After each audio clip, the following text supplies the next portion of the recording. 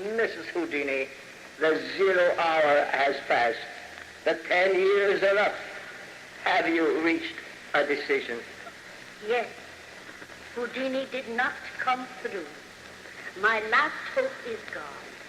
I do not believe that Houdini can come back to me or to anyone.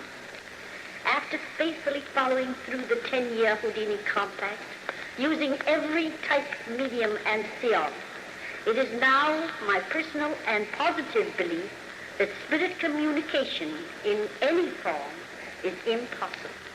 I do not believe that ghosts or spirits exist. The Houdini shrine has burned for 10 years. I now reverently turn out the light. It is finished. Good night, Harry.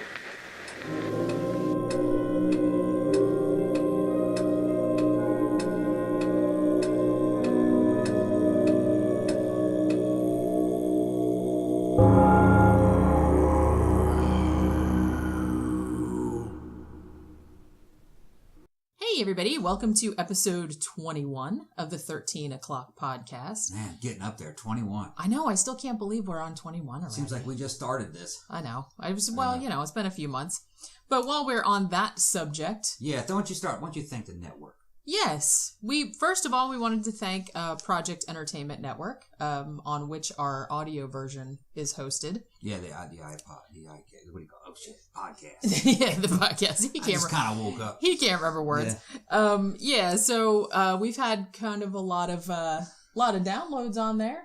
Yeah, since we moved over to the new network. Yeah, it seems like downloads doubling each month. Yeah. Which is good. So thank you guys, the ones that listen to us on Project Entertainment Network. And while I'm on the subject of them too, I wanted to mention, I think I mentioned it last week, but they have a Patreon, and I'll link to it on the YouTube video. But on the audio version, just go to Patreon and it's Project Entertainment Network, and you'll find it. And throw them a couple bucks. It's good for us, good for the whole network, good for all the other awesome podcasts that are on there. Eventually, we'll start our own Patreon probably when the show gets bigger. Yeah. I would think so. So more people listen. Yeah. It's funny because like on the YouTube, on our YouTube show, we'll have comments. Boy, this show should be getting thousands of hits. Be patient. Okay. We're very patient. And what you're seeing on YouTube doesn't always match up with what you see on the podcast download. You'll see a show like, for instance, Dr. Price's show that we have from biblical mythology, that's getting like almost 4,000 hits. Which is a lot for a little show like ours. It's getting like 4,000 on YouTube. But then you look at the download, or excuse me, the podcast, and it's maybe in the hundreds. Yeah. But then you'll see another one of our shows. Like a good example would be like remember the one about the radio. The spy one we did about the number stations and install woman and stuff. Yeah, number stations didn't look like it did too well on YouTube. But you look at the podcast, and that was like one of our top shows. Yeah, a lot of people downloaded the audio version. So there's a lot of differences between our YouTube fans and our iPod man. Why do I keep saying that? I don't know, man. It's because I just woke up. Yeah, well, several hours ago. Several hours ago. It takes me forever to woke up. It takes a long time. Yeah, I know. But we were just saying because generally we just kind of do shows about random shit that we like, that we find interesting. And we hope that other people find it interesting too. Like, we don't really go around picking subjects based on what we think other people will like. We just do shit we are interested in and that we want to talk about.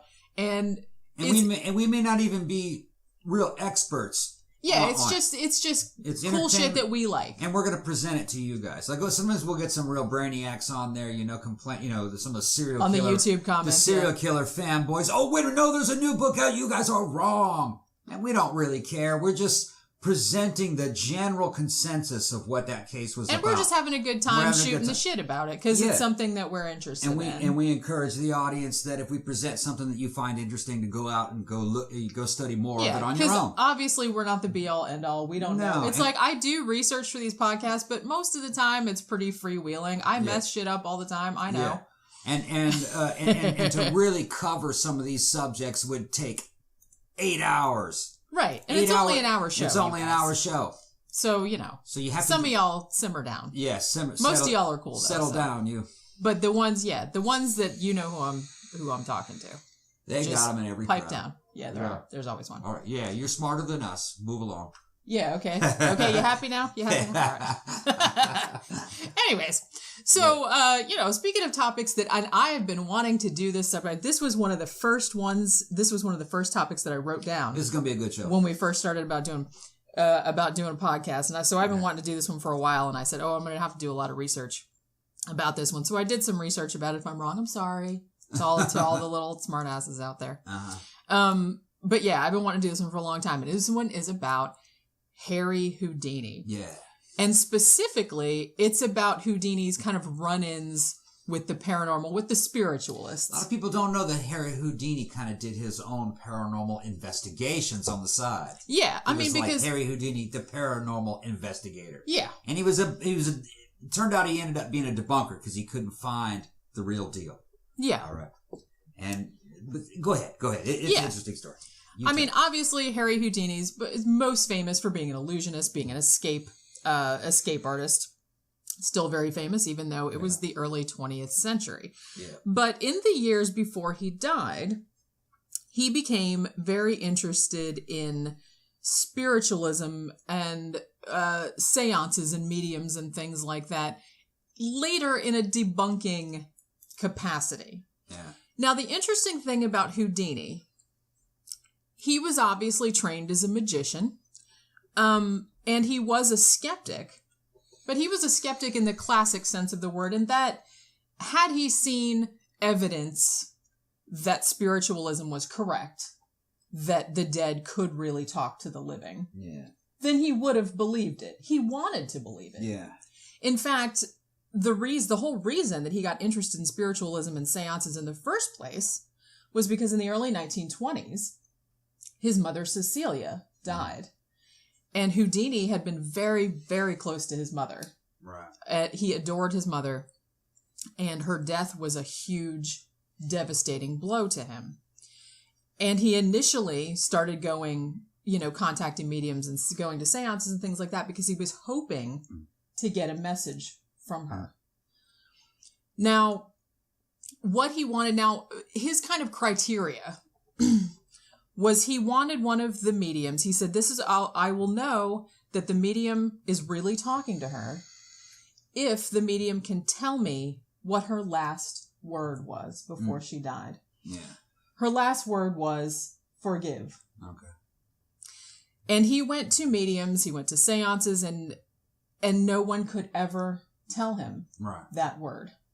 So after a while, he became disillusioned and also angry because he felt like these people were taking advantage of people's grief. I think this is a good time also to give a background for the times, to some of the younger audience members. Yeah, this gets back to almost kind of like we were talking about the Nazis and the occults and the Thule Society. This is pre-internet. People used to entertain themselves with seances. Yeah. They didn't have really clubs to go out to, nightclubs. There wasn't a whole lot to do. So spiritualism became a big fad. It was a big fad. And it was all throughout all the Western world, actually, as far as I know. And it had actually started in the late 19th century, around the 1840s. Yeah. It actually started among the Quakers. Yeah. And it got a big, it was bolstered a lot by the very famous Fox sisters. We might do a show about them at some point. Who were supposedly mediums that could communicate with spirits via a series of knocking. Yeah, most people believed this and people did believe it. And that was kind of the fulcrum that kind of started the whole spiritualist movement. Now, like I said, we might do a show about the Fox sisters, but spoiler alert, many years later, they admitted that the whole thing had been a fraud, that they had been producing the knocks by clicking their toe joints. Yeah. They could click their toe joints really loudly. There were generations and generations of people that grew up, lived, and died believing in spiritualism parallel to their religion, like Christianity. It was a mirror image of Christianity. It ran right along. And there are actually a few pockets of spiritualists left. And as a matter of fact, we're in Central Florida in Orlando. Not far from here, there's a community called Casadega, and it's a spiritualist community. There's all mediums and stuff. I've only been a couple of times. I would say almost Christian Science would probably be almost it's a similar kind of thing. And Scientology. Similar kind of thing. But yeah, so Houdini, like I said, he was open to the possibility. He wanted it to be true. But because he had kept going to these seances and, he was a trained magician, so he could see how these mediums were achieving these tricks. Because most of the tricks were very simple. Right. The seances were usually attended by people who wanted to believe that they were talking to dead people. And the seances usually occurred in the dark, which meant that, the mediums could, move things around when because no one could see them, or they had accomplices that were hidden in the house and whatnot. They were usually very simple tricks. Mm-hmm. And Houdini could see right through them, so he became very disappointed and disillusioned. And like I said, he became angry with them because he felt like they were taking advantage of grieving people. Yeah. And giving them false hope that they would be able to communicate with their loved ones when they were really just defrauding them. Yeah, it got to the point where he was publicly vowing to destroy spiritualism. Yes. Forever. Yeah. And honestly, I mean, he still did his magic act in the last few years of his life, but most of his time was taken up with debunking mediums, and he would tour around the country. And he would show slides of mediums, and then he would explain how they had done this trick and how they had done that trick. And, it was getting to the point where spiritualism was kind of going down the tank because he was kind of making them a laughing stock. He was showing how they were doing all their tricks. And he would also, in some of his later shows, he would actually replicate a lot of the tricks that, some of the more famous mediums were doing, and he would do them on stage. And this tour that he did where he did that was a huge success, just sold out shows, and they had to add shows. I'm not real sure on the dates. Did he know anything of Edgar Cayce? You know what? I don't know. Houdini died in 1926, so... When was Cayce around? God, I don't even remember. Man, you just pulled something out of him. It's man, I don't know. Okay. I don't have time to check it. Yeah, he did. Shut up, man. Making us look dumb. Well, I just thought of Edgar Cayce because he would have been a spiritualist. Yeah. Basically. Similar kind of thing. Yeah. So basically, so he goes around debunking mediums. Now, I wanted to talk a little bit about the most famous one that he debunked. Go ahead. So Houdini, Scientific American magazine at the time, they asked Houdini about, investigating mediums, and they kind of got together on it. And Houdini said, well, I want to start a committee, a scientific committee. We can offer a cash prize for any medium that can actually, talk to the dead. We're going to investigate it. And if we determine that they're genuine, then we will give them the money. Now, obviously, no one ever got the money. Right. But in the 1920s, Houdini was out on tour. Mm-hmm. And the other guys on the Scientific American community, and these were not slouches. Mm-hmm. It was two guys from the Society for Psychical Research. One guy was a physicist. They were scientists. Yeah. These dudes.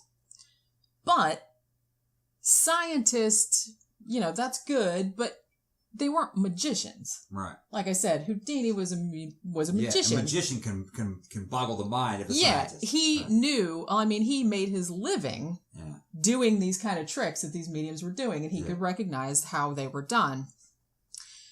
So he was out on tour, and the rest of the committee had become very impressed with this particular medium named Mina Crandon, probably better known as Margery. Now, the guys from the Scientific American community had investigated her. They'd gone to about 20 seances, and they thought she was legit. Okay. And they were going to give her the money. Really? But Houdini, when he heard about that, he was super pissed. Yeah. He's like, you cannot give her the money. I have not investigated her. You guys are doing this shit without me. Right, yeah. And there was another thing, too. and this is very funny. I read this in there's a really good site about it. I don't know where it is now, but it's all about Houdini. It's kind of got all the stuff about his life. Now, Mina Crandon, she did not take any money for her services because she was married to a very, very wealthy surgeon named Leroy. So she didn't need the money. Right. But it turned out that Mina Crandon was she was a very pretty woman. 36 years old, flapper. She had the bobbed hair and she had real pretty eyes and all this other kind of stuff. Now, when she did her seances, she would come out dressed in a see-through kimono. Okay, all right. So, you know what I mean? And they said her husband was kind of her manager. I got you. And he would show, like, people that came to the seances, he would show them, like, naked pictures of her. Okay. Like, you know, having ectoplasm coming out of her, out of her nose and her mouth and out of her vag. No. So there was obviously some kind of weird shit going on there. Now, also... But they were charging money? No. Some kind of weird sexual fetish. That's what I'm kind of saying. That's what it kind of sounded. That's what it kind of sounded like. Yeah. Okay. So yeah, and so it turned out. Also, the Crandons had a really, really nice house. Okay. And the seances they gave were always at their nice house. And so all these Scientific American guys who were all saying, yeah, she's a real medium. She can really talk to dead people. You know, they had been looking at pictures of this chick's vag and hanging out in their palatial home and eating all their nice food and everything like that. So, you know. Kind of like bribery.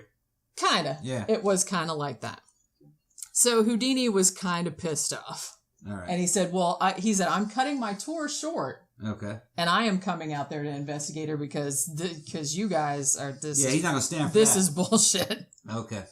So he comes out there and he goes to the first seance, 1924 it was, in summer.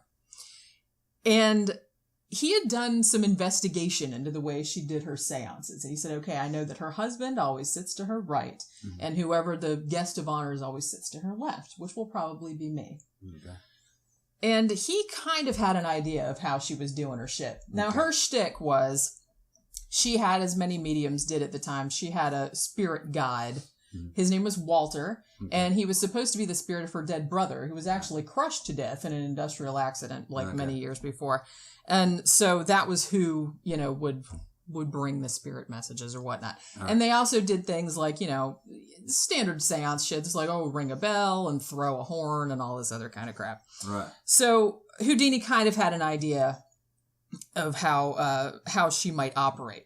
So since he figured that he was going to be sitting on her left, he took his leg and he put a bandage real tight around it so it swelled up, so it was like really sensitive, the skin there. Right. On the day of the seance. So by the time he went to the seance, it was like real swollen. And he sat right next to her on the left. Now all the lights went out and everything like that. Now Walter comes through her trance and whatever. Yeah. And, you know, Houdini's like, okay, now ring this bell or whatever that was on the floor, like under the table. And he clearly felt her leg move, like come out from the bonds and ring it with her feet. Right, yeah. Okay. And then they were like, okay, there was this like horn, like a megaphone. And, Walter, quote unquote, asked Houdini, where do you want me to throw it? Houdini said, well, throw it at me. Yeah. So, you know, the horn did come at him. The megaphone did come at him. Later, he figured out that because the room was dark, all she had done was got one of her hands free when no one could see her, put the horn on her head, and then when he said, hey, throw it at me, she just threw her head, you know, she threw her head forward and threw it at him. He didn't tell this to any of the Scientific American people at the time. Right. But at the end of the seance, all he told them was, I've got her, she's a fraud. Right. And they were like, how dare you, sir? It's like, she's awesome, and all this other kind of crap. Now, on the next seance, he actually built a box and made her sit in it. Only her head was sticking out and her hands. Yeah. And he put everything inside the box. Unsurprisingly, at that seance, nothing happened. Right, yeah. And so he thought that was the end of it. Right. But the Scientific American guys were still convinced. Vag is a powerful weapon. I guess so, especially when ectoplasm is coming out of it. But they were still, and there was a huge, And there was like a huge argument like between them. Yeah. So, because they still wanted to give her the money, and Houdini's like, what are you talking about? She is obviously a fraud. And then there was just all kind of this crap. And they kept having more seances. Yeah. Because the Scientific American guys were like, no, it's like we're having all these more seances and blah, blah, blah. Yeah. But she did other stuff like the table would rise. Houdini found out that she was just sticking her head under there and lifting it up with her head. Did he eventually defrock her for here's real? What's weird. He kind of did, but in a way it almost ended up not mattering. Yeah. Because what ended up happening, and okay, now here's the weird thing though. Now reportedly, as they did more seances, because she still wanted the money. Some of the Scientific American Committee wanted to give her the money, but Houdini didn't want them to, so they were fighting. And so, like, they kept having more seances, but at one of the seances where nothing was really happening, Margery, through, like, her spirit guide, Walter, started cursing Houdini out, said, I'm going to curse you, you're going to die soon. Okay. And all this other stuff. And now reportedly, later in the press, in August of 1926, Walter apparently said Houdini will be gone by Halloween. And Houdini did die on Halloween of that year. So I don't know if that's true, though. Yeah. But reportedly, Walter did curse him and say he was going to have a short life. And specifically said he was going to die. That prediction could have been inserted after That's Houdini's what I mean. death. That's what I mean. That could have been inserted, so it looked more impressive. Yeah. Now, predictions are always more accurate when you're predicting something that already happened. Right. Exactly. Yeah. So, the thing is, her, she still had a lot of defenders. Even though many years later it came to light that actually one of the Scientific American guys who had been on the committee was helping her. Was an accomplice. Yeah, they were going to divide the money. Yeah, that's what I'm thinking. Now, she never did get the money. They never did get her money. Now, she kind of descended into alcoholism later on. But like I said, she still had defenders. Right. She was still married to a rich guy, so it's like it didn't really matter to her, I guess. But spiritualism was kind of on the wane by the time she died in 1941. Okay.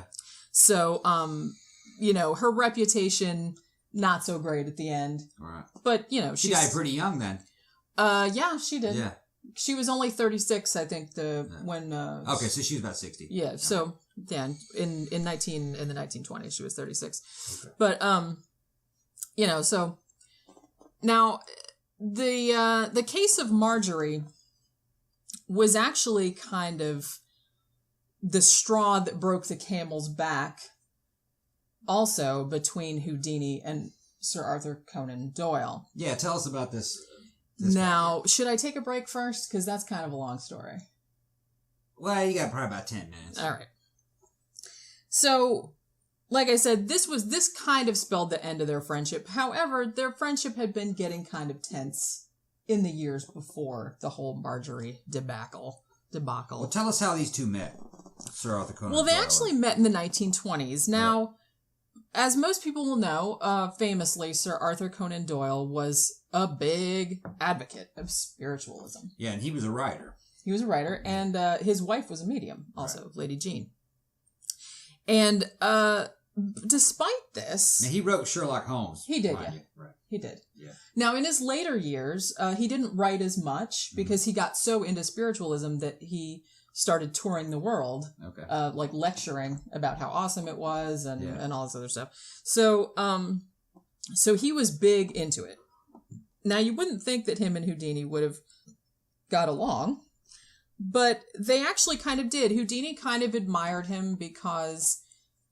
even though he thought spiritualism was false, he said, well, here's an intelligent person that's into spiritualism that can defend his beliefs, even though I disagree.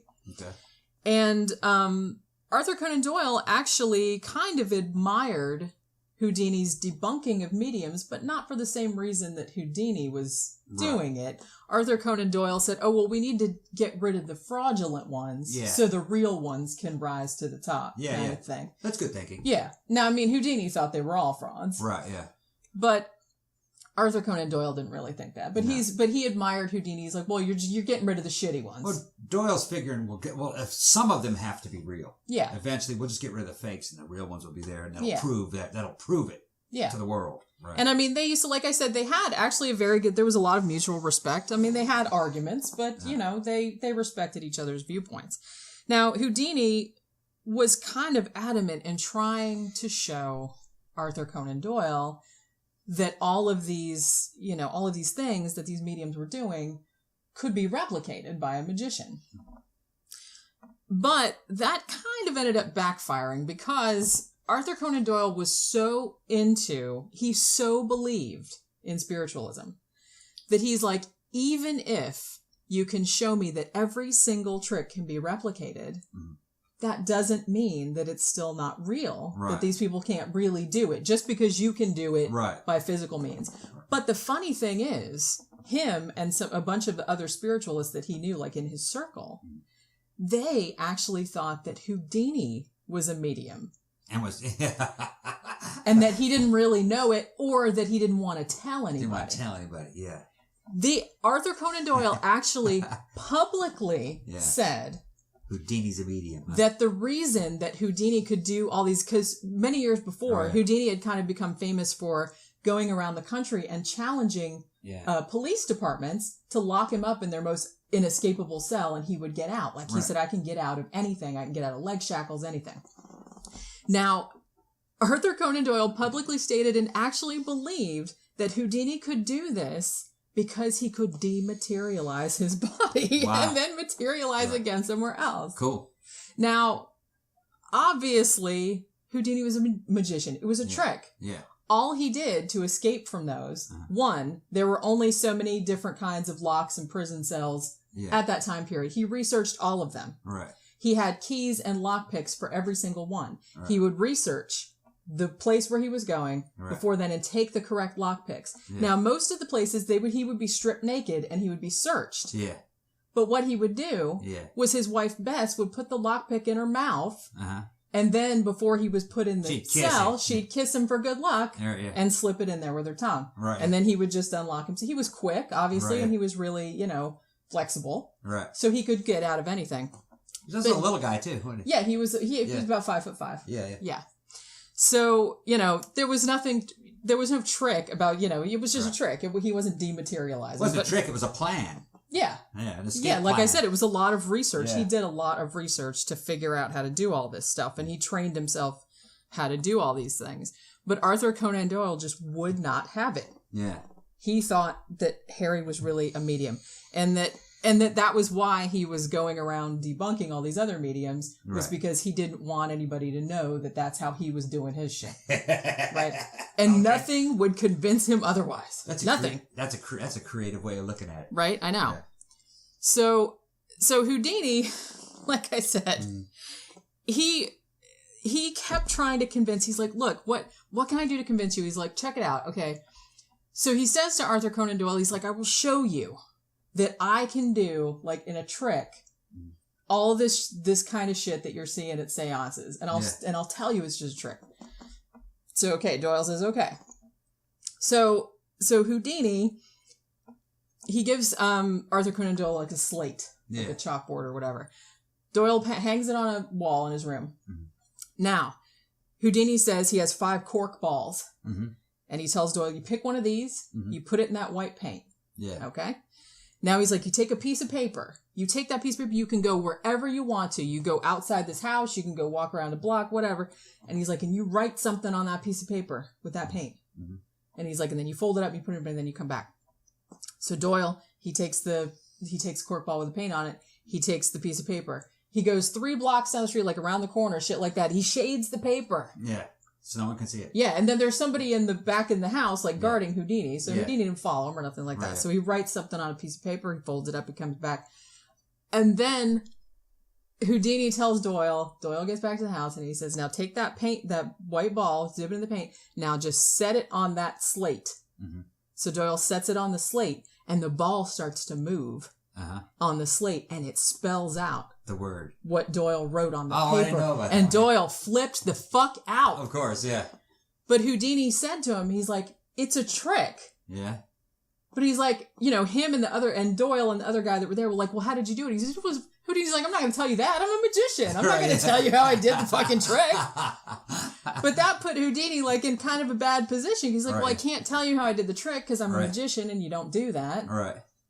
And, but he's like, all I'm telling you is it wasn't supernatural. Right. I did it. I wonder how he did that.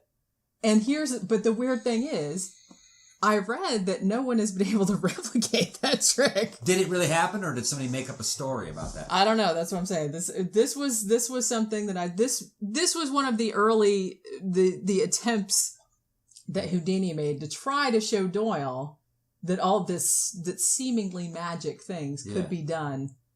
I mean, I have seen other magicians do that kind of trick. Yeah. That's weird, though. You have a cork ball, and it spells that. So that means there's no way you could use a magnet. Yeah. And actually, Houdini had done tricks like that previously, like in his previous, career, similar to that. Yeah. So, I have no idea how he did it. Man. But he wouldn't tell anybody. Because like I said, he's a magician. They don't tell. Yeah. They don't tell. If that happened. That's blowing my mind. I almost don't think that happened. I can't accept that. You know what I mean? As a mortal man, it's hard for me to accept that. It is a pretty freaky trick. I'd have to see that myself. It is pretty freaky. I'd have to see that for myself. But apparently that's how the trick worked. But that would have been a badass trick. That was a good trick. Yeah. But like I said, that shit kind of backfired because Doyle was like, there's no way you could have done that. Right. If it wasn't like supernatural, if it wasn't magic. So it, like I said, it didn't have the desired effect. Okay, so... Not a good time. Okay, now we're going to take a break. And when I come back, I'm going to talk some more about Arthur Conan Doyle and... the kind of thing that really kind of messed up their friendship. Don't skip these commercials. That's another thing. This is a free show, people. We need commercials. We have sponsors that we have to, okay?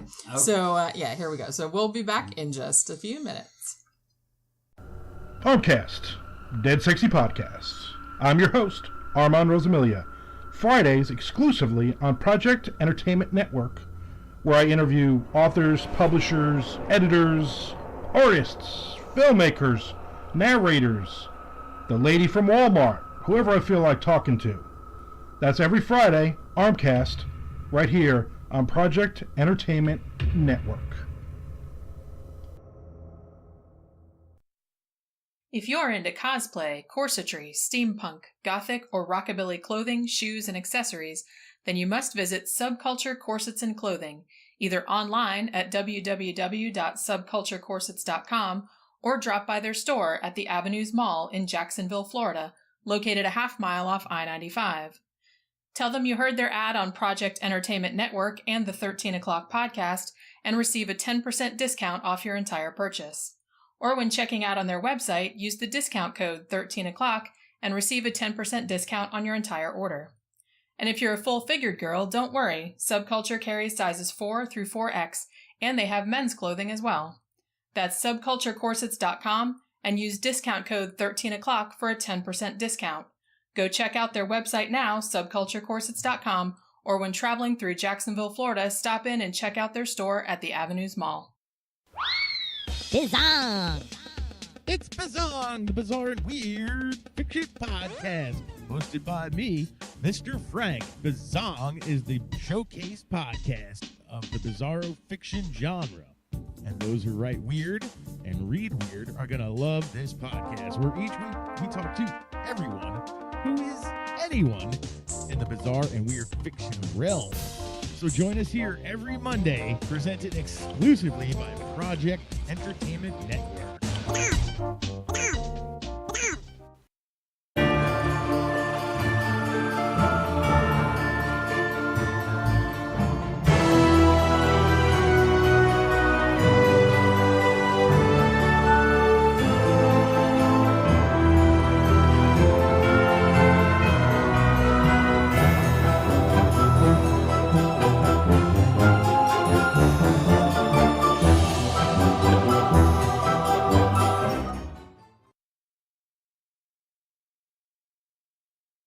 There's terrors, real and imaginary, and I write about them all. Paranormal nonfiction, horror fiction, the Rochdale House of Fire, the Mammoth Mountain Poltergeist, the Associated Monsters, Red Menace, the Five Poisons, Bellwether.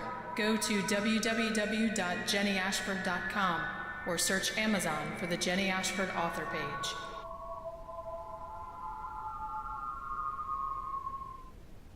Okay. Arthur Conan Doyle. Yeah. Now, so, like I said, kind of a contentious friendship a little bit, but it was still okay at this point. Although, like I said, Doyle believed Houdini was magic.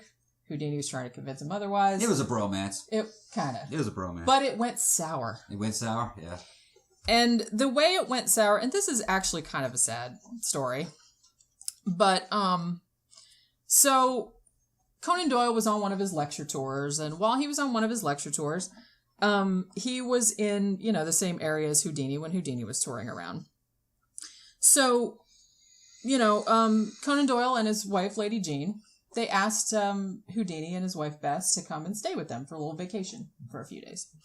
And, they were good buds and everything like that. So, okay, they went and stayed with the Doyles. And while they were there, Lady Jean, Arthur Conan Doyle's wife, she asked Houdini if he would like it if she would try to contact his mother. Okay. Now, Houdini was actually on board with this because, like I said, yeah, he was skeptical. Yeah, he was debunking, but he really wanted somebody to be able to contact his mother. Right. Because he had loved her so much. Right. And Lady Jean, Lady Jean and Sir Arthur Conan Doyle, they were his best friends. I mean, so of course he was going to let, and he even said, like, before this happened, he's like, I'm going to keep an open mind about this. I'm really hoping that she'll finally be able to come through for me and all this other kind of stuff. Okay, so they had a séance at Sir Arthur Conan Doyle's house, and Lady Jean was the medium. Now, almost immediately, Lady Jean went into a trance, okay? And then she did a lot of automatic writing type of stuff. And she started writing on the piece of paper. And it was supposedly from Houdini's mother, Cecilia. Okay. Now, most of the stuff she wrote quite a lot. Yeah. But most of the stuff she wrote was just kind of the kind of stuff that mediums usually tell you. Is like, I'm so happy to be able to talk to you. Really general Aren't stuff. the Conan Doyles awesome for letting this happen and all this other kind of stuff. And, thank you, and all this other stuff. It's wonderful where I am. I'm in heaven. It's so wonderful to talk to you and stuff like that. Now, Houdini started getting a little upset about this, and Conan Doyle said, "Why don't you ask if your mother can read your mind?" So Houdini said, "Okay," and so they asked that, can you read my mind? And through Lady Jean, who said yes, she could, and that would be awesome. So then she started writing even more, but it wasn't anything substantive, really. Right. It was just the same kind of stuff. Like you do in a horoscope. Yeah, it was like a horoscope. So at the end of the seance, Houdini was kind of bummed out. And the reasons he was bummed out were many. One, the day of the seance was his mother's birthday. Okay. She had not mentioned this. Ah, yeah. Second, on the piece of paper where Lady Jean had done the automatic writing, she had made a cross, like a Christian cross. Yeah. Houdini's mother was Jewish. Jewish, yeah. She would not have made a cross. Right. Probably the most damning was that Houdini's mother could not write English. Okay, yeah. In fact, she could barely read or write at all. Okay, yeah. And she could only speak broken English. Right. On obviously all the stuff that was written in perfect English. Right. And he was like, my mother couldn't speak English. So, and well, also... she learned a lot in heaven, didn't she? Yeah, I guess so.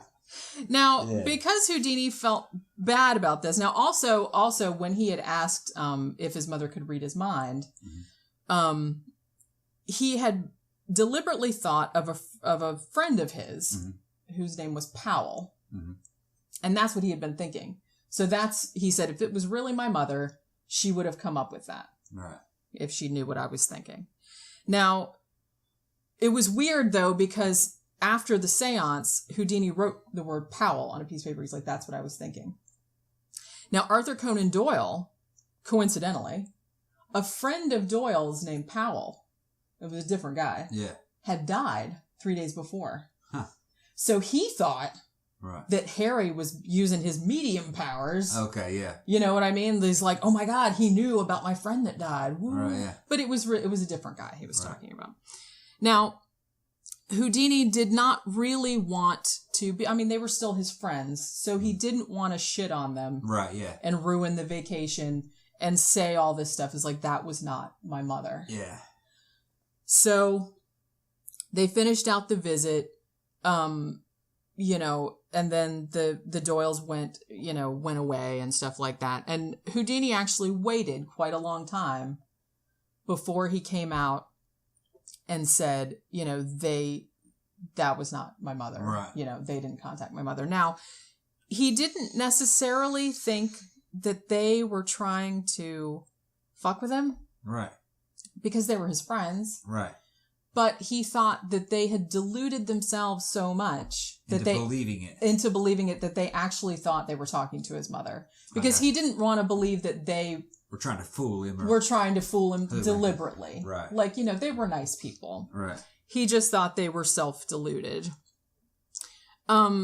But, you know, in 1922, like, this was probably about 6 months after the seance, 6 months or more, you know, he did come out and make a public statement saying, you know, that was not my mother. And he said about the English and about the cross. Pissed. Yeah. Yeah. So the Doyles were very mad. They thought that Houdini was being deliberately blind.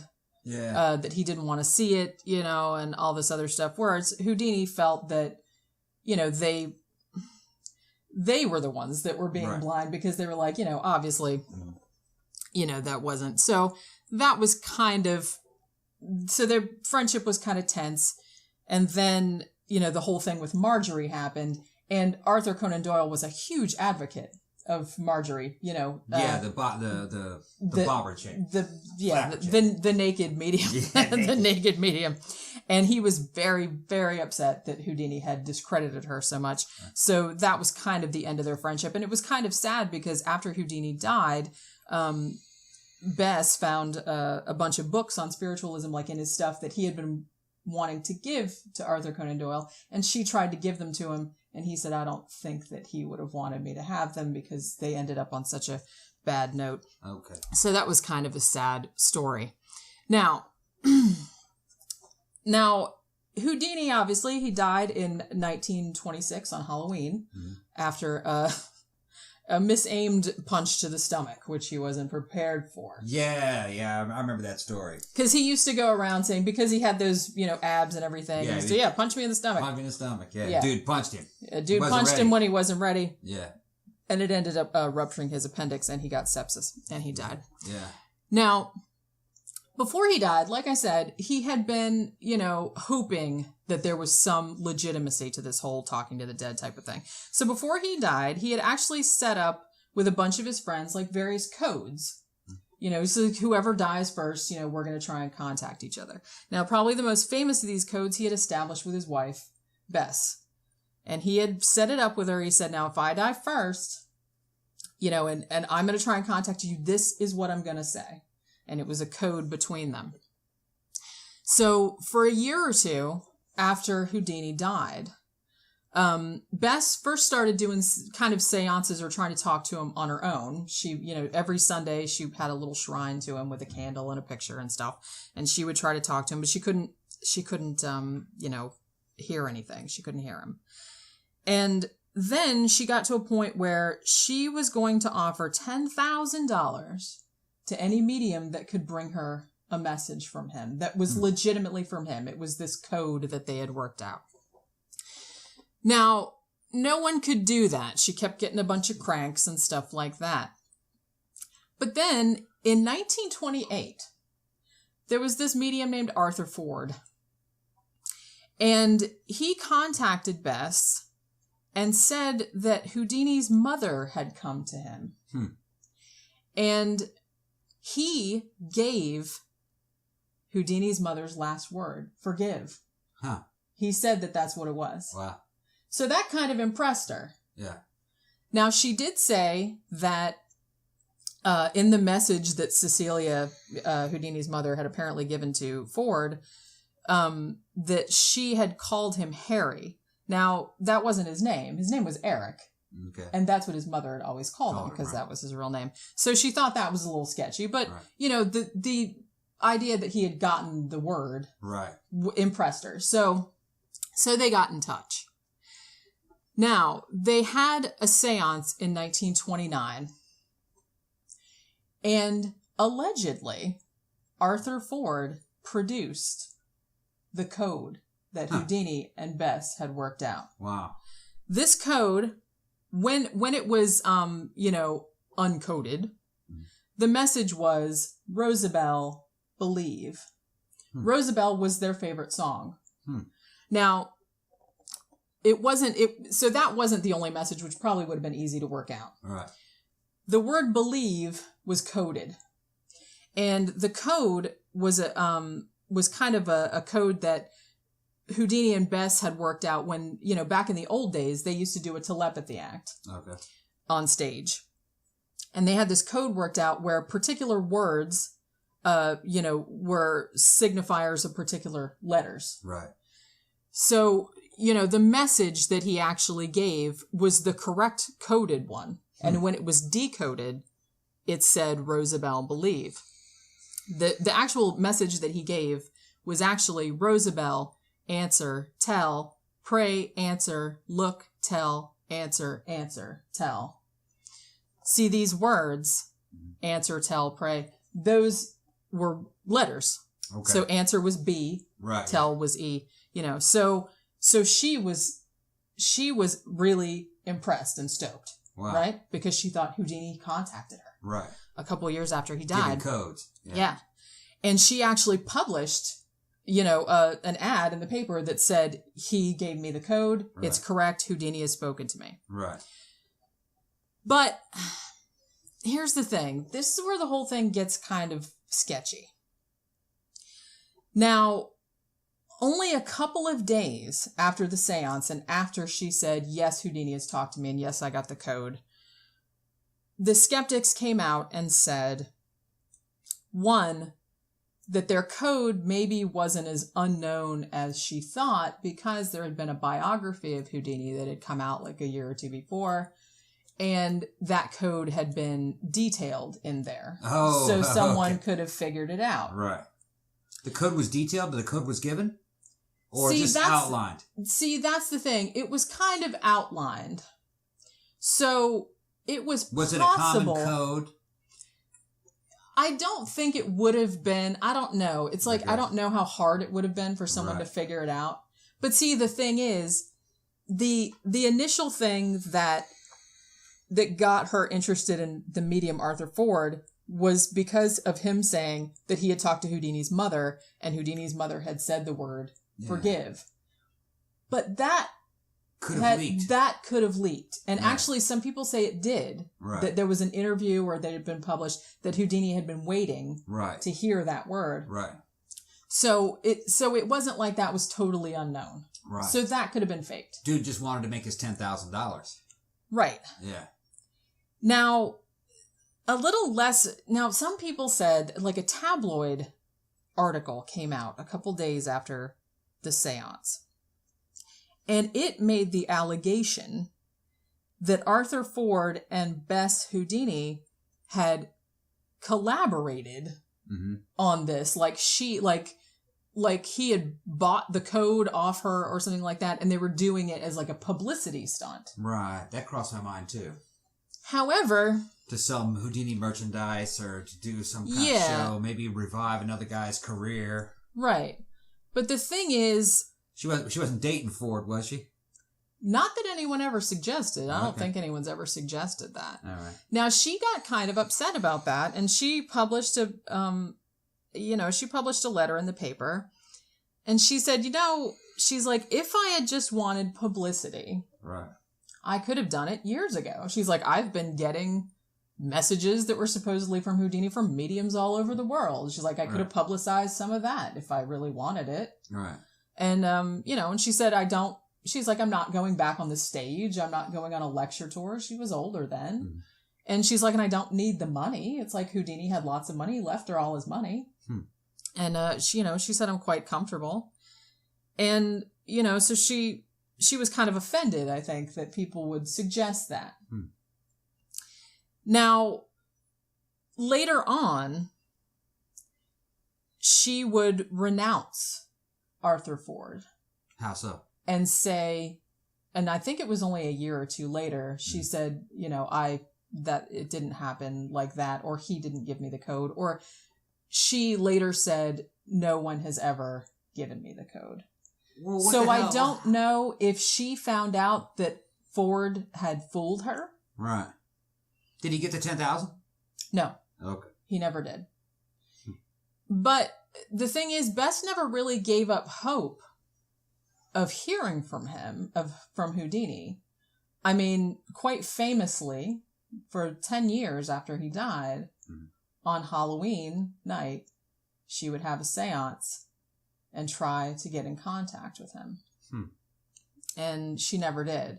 And actually, and I actually played a little bit of that final recording at the beginning of the show, if you want to listen to it. That was from the final séance in 1936, where she put the candle out.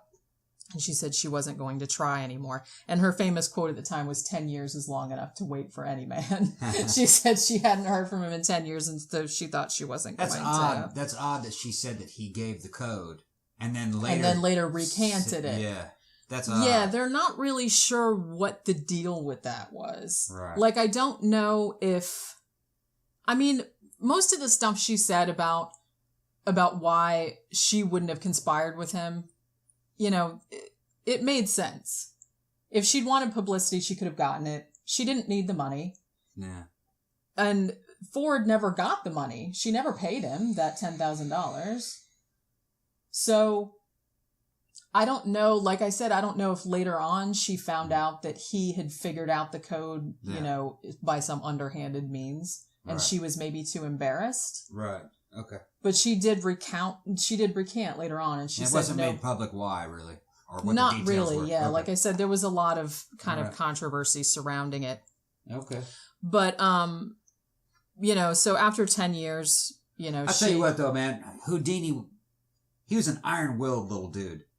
Yeah. I mean, they'd lock him in boxes and throw him off of bridges and everything like that. Man, they used to put him in those big milk cans and lock him all up. It was like full of water and shit like that. And he was like super physically fit back in a time when dudes didn't work out and everything. He was pretty cool. I mean, and he was super flexible. He could get out of anything. Like really I said, cool. that was one of his most famous things. He could get out. He could get out of any cell, and he had that Chinese water torture cell, the tank where he would like hang upside down and get out. I would of like to have seen one of his acts live. That'd be pretty cool.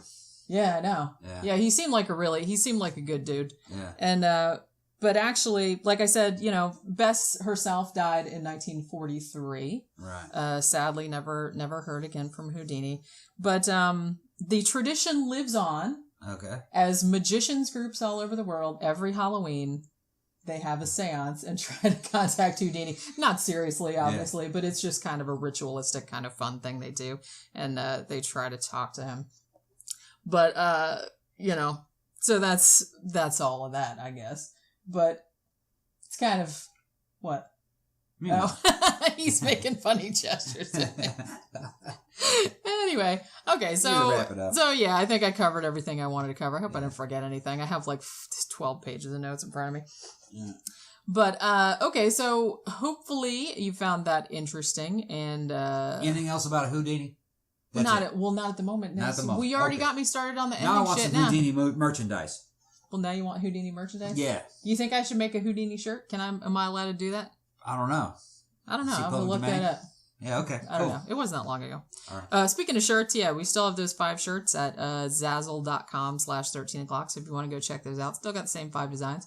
Maybe I'll do a Houdini one if I'm allowed. Yeah. I doubt I'm allowed, but I'll see. And if you like our show, please subscribe to our YouTube show or listen to us on Project Entertainment Network or go to the Project Entertainment Network Patreon page and throw them a buck or two. Also, you can follow us on Twitter at 13 O'Clock Podcast and go like our Facebook page, 13 O'Clock Podcast. All the regular stuff I say at the end. You know how it goes. Blah, blah, blah. Blah, blah, blah. Hey, shut up, man. He's such a dick, I swear. Nah, I love you. It's okay.